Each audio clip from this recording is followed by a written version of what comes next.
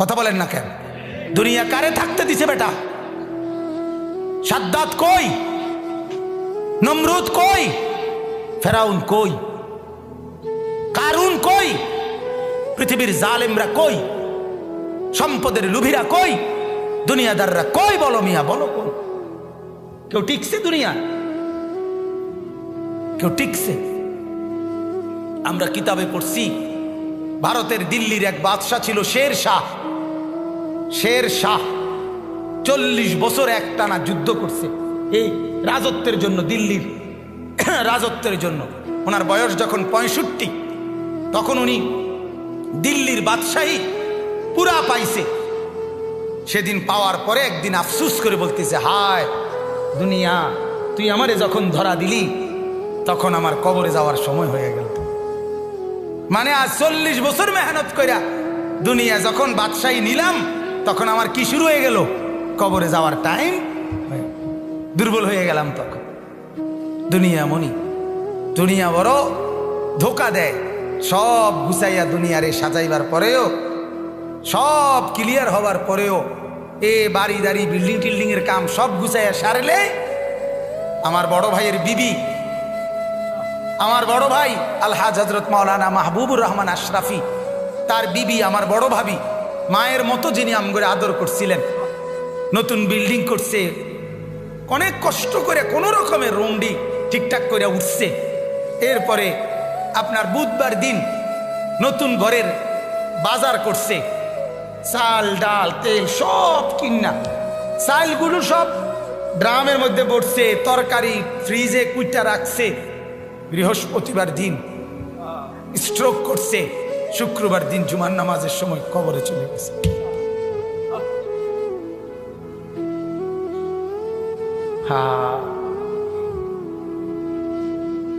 আগামীর পৃথিবী, আগামীর সামনে দাজ্জাল বাজান, আগামীর সামনে দাজ্জাল। দাজ্জাল দেখা যায়, দাজ্জাল দেখা যায়, কিয়ামত দেখা যায়। ইকতারাবা লিন্নাসে হিসাবুহুম, আল্লাহ বলে হিসাবের সময় কাছায় গেছে বান্দা। ইকতারাবাতিস সাআ, আল্লাহ বলে কিয়ামত ঘনায় গেছে বান্দা। আরে যিনি বানানেওয়ালা তিনি বলতেছে, ও আমার বান্দা, আমি না বলছি এই নবী শেষ নবী, এই কিতাব শেষ কিতাব, এই দিন শেষ ধর্ম, আর দিতাম না রে। এরপরে তো আমার সংসার আমি গুছাই এলামু, তাহলে কিসের অপেক্ষা করছেন? আল্লাহ যখন বলবে এই জাহান্নামী, আর কোনো কথা বলতে পারবি না, সাথে সাথে জাহান্নামের আযাবের, জাহান্নামীর গলার আওয়াজ, কথার শব্দ বন্ধ হয়ে যাবে। এরপরে আর কোনো শব্দ জাহান্নামী উচ্চারণ করতে পারবে না। আরো জঘন্য কথা আছে, তাফসীরে মারিফুল কোরআন লিখছে, এরপরে জাহান্নামী কুত্তার মতো ঘেউ ঘেউ করবে, কুকুরের মতো শুধু ঘেউ ঘেউ। বিশ্বাস করেন, সেদিন কিয়ামতের দিন তোমাদের পুরা জিন্দেগির আমল ওজন হবে। এই কথাটা বান্দা আমি আবারও বলছি, এটা আল হক, এটা কিন্তু বাস্তবেই আসলেই সত্য কথা। এটা আসলেই কি আমরা অনেক সময় বলি না, হুজুররা আসলে, হুজুররা কয় যে আসলে যত কয় অত না, যত কয় অত না। এমন বুদ্ধিমান আছে না, কথা বলেন না। আরে বেটা, এই বর্তমান জীবনে দুনিয়ায় হুজুরের সব কথা ধরলে চলতে না। আরে ডাকায় তো, তাহলে তুই যদি চলতি নাই পারস, তাইলে তোর তো আল্লাহ তাআলা দুনিয়া ফাড়াইতো ওরা। সব দইরা আল্লাহর কথা চলতে পারবি দেখেই তো আল্লাহ তোমারে দুনিয়া ফাড়াইছে, ঠিক কিনা বলেন নাকি? আল্লাহ তো বলছে আমি বান্দার উপরে সাধ্যের অতিরিক্ত কিছুই চাপাইয়া দেই নাই, জুলুম আমি করতেই পারি না। আল্লাহ জুলুম করতে পারে? কথা বলেন না কেন? তো ইন্নাল্লাহা লা ইয়াযলিমু মিসকালা যাররা, আল্লাহ তাআলা তো এক যাররা পরিমাণও জুলুম করতে পারে না। তো তুমি এটা কি কইলা? তুমি এমনি কেমনে বললে? এই কারণে আল্লাহ তাআলা যেন এটা আবারও বলছে মায়া করে, আল্লাহ মহব্বত করে বলছে, বান্দা শোন, কথাটা ফালাই দিস না, কথাটারে উড়াইয়া দিও না। আরে রাহেন কি এর হিসাব কিতাব, এত কিছু ধরলে চলন যাইতো না। আহ, এত কিছু না ধইরা তুমি যে চলাটা চলো রে, পুরা দৈরেও তো মানুষ এই চলাটাই চলো। কথা বোঝেন নাই? আল্লাহকে পুরা বাদ দিয়া, নামাজ রোজা বাদ দিয়া যা কামাই করো শেষ পর্যন্ত বাদ যে দূর খাও, যে বেড়া আল্লাহকে রাজি করে সেজদা করে ভাত খায় ওই বেড়াও এর দূরে খায়, মানে পেট বরণ পর্যন্ত। কথা বোঝেন নাই? আমি পেট বরণ পর্যন্ত খানা খায়। আর পেট ভরা এটা এমন একটা সুন্দর সিস্টেম আল্লাহ তাআলা বানাইছে, এটা ডাল দিয়ে খানা শুরু করলো কিছুক্ষণের মধ্যে পেটে জানায়া দেয় আল্লাহ একদোনা ভরে গেছে। গোস্ত দিয়ে খাইতে বইলো বেটা কিছুক্ষণ পরেই জানায়া দেয় দোস্ত আর লাগবে না, হাত দিয়ে লাও। আবু তালেবকে কি পরিমাণ চেষ্টা করছে বলেন, শেষ মুহূর্ত পর্যন্ত চোখের পানি ফেলে বলছে চাচা, চাচা কালেমা পড়েন চাচা। 38 বছর, 12 বছর থেকে নবীজির বয়স যখন 50 তখন আবু তালেব ইন্তেকাল করছে।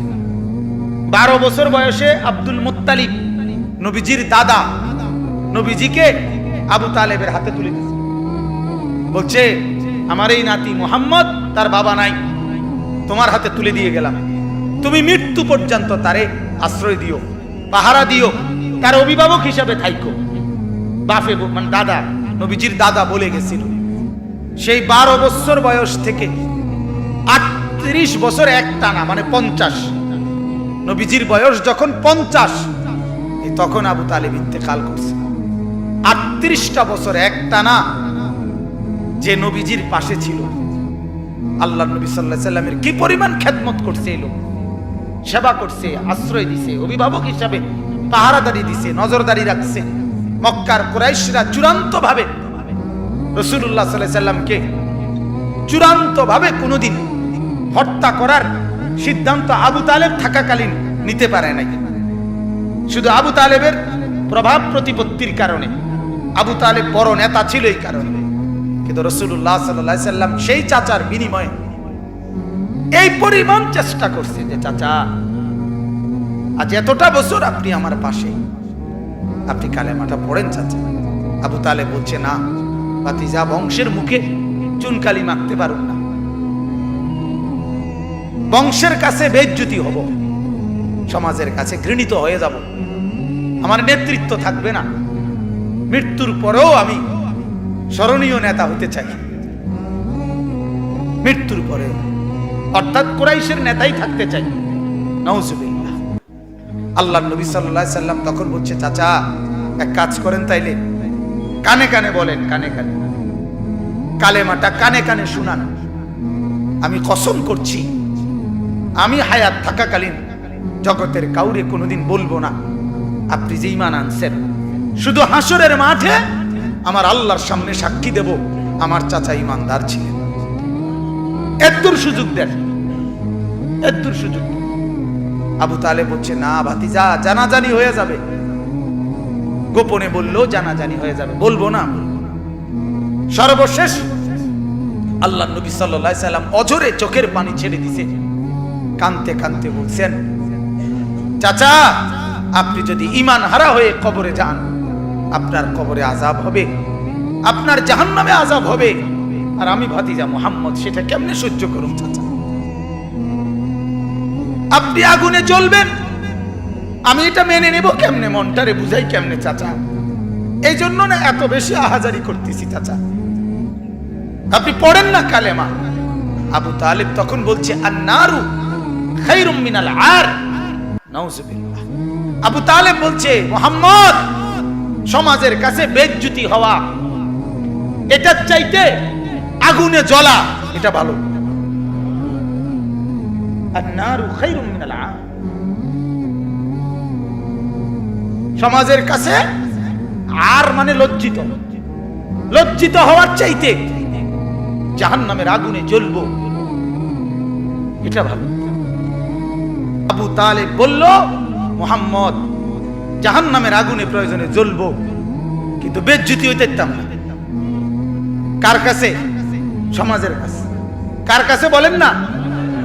আল্লাহ নবী সাল্লাল্লাহু আলাইহি সাল্লাম হাদিসের মধ্যে আছে এরপরে আবু তালেব ইন্তেকাল করছে, মারা গেছে। মারা যাওয়ার পরেও নবী এবার বলতেছে চাচা এবার আমি আল্লাহর কাছে আপনার কাছে আপনার জন্য ইস্তেগফার করব। যতক্ষণ আমার আল্লাহ আমারে নিষেধ না করে ততক্ষণ আমি আপনার জন্য। এবার যেহেতু আর আপনারে বুঝাইতে পারলাম না, এবার আল্লাহকে বলি, আল্লাহকে বলতে থাকি। এবার আল্লাহর নবী চাচার জন্য মাফ চাইতে শুরু করছে।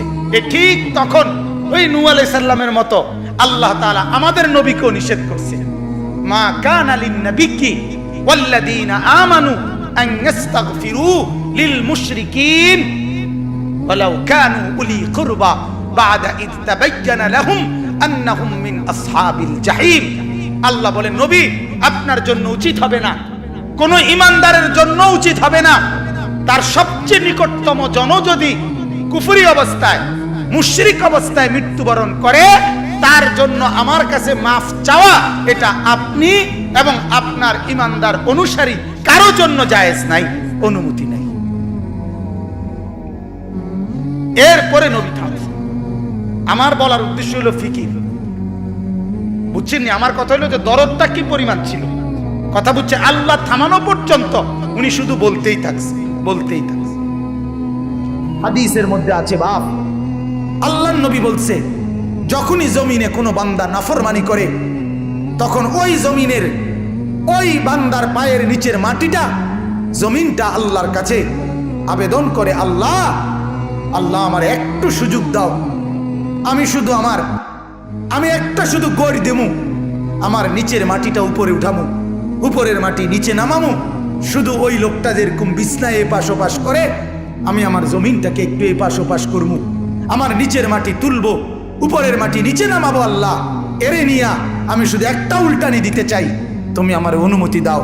রব্বুল আলামিন তখন বলে ওই জমিনকে, না তুই এমন করিস না, ও যে আমার বান্দা, ওরে না আমি বানাইছি, আরে আমি বানাইছি,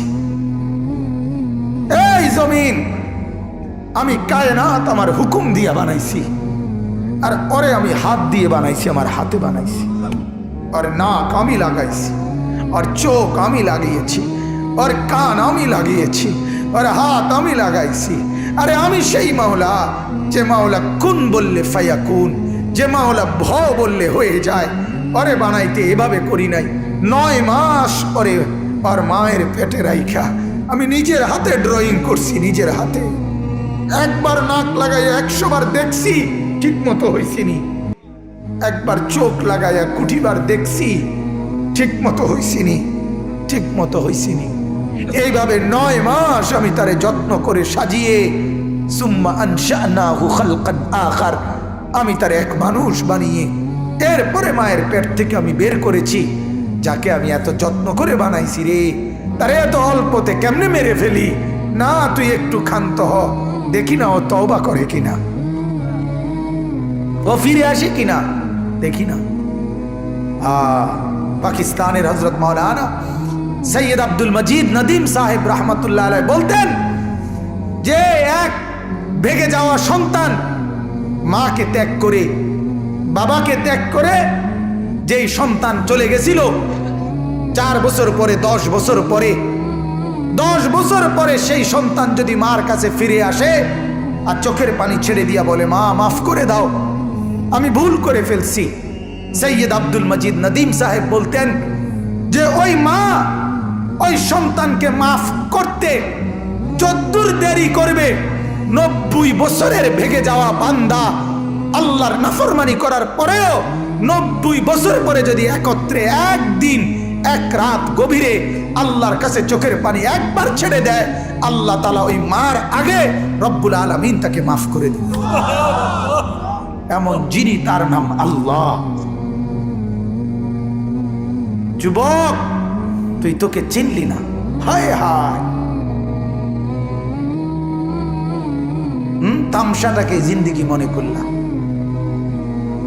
1 প্লেট বিরিয়ানি দিবে, 1 প্লেট খিচুড়ি দিবে, 2টা জিলাপি দিবে, এর জন্য জিন্দেগিটা কি কামিয়াবি বানাইলা? এটা কি মনে করলা সফলতা?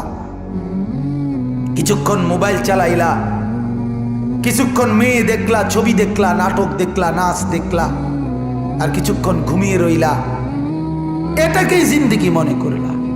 আর আপনারা যারা ব্যবসায়ী কামাই রোজগারি করেন, আর আপনারা এই কিছুক্ষণের কামাই আর বউ বাচ্চার জন্য ভাত মাছ কিনা এই কদ্দুরকে জিন্দিগি মনে করলেন। আহা, এই সামান্য কদ্দুর ফিকির, এটা তো পিঁপড়ার ফিকির। পিঁপড়া পিঁপড়া। আমাদের বাংলাদেশের একজন শ্রেষ্ঠতম আলেমে দ্বীন, গবেষক আলেম ডক্টর আফম খালিদ হোসেন, অনেক বড় মাপের আলেম এবং জ্ঞানী গবেষক, উনি বলছেন এক পিঁপড়া সামান্যটুকু খাবার খায়, হ্যাঁ, কিন্তু এরপরও সে জমা করে রাখে। এক হাতি 250 কেজি খাবার প্রতিদিন খায়, একদিন 90 লিটার পানি প্রতিদিন খায়।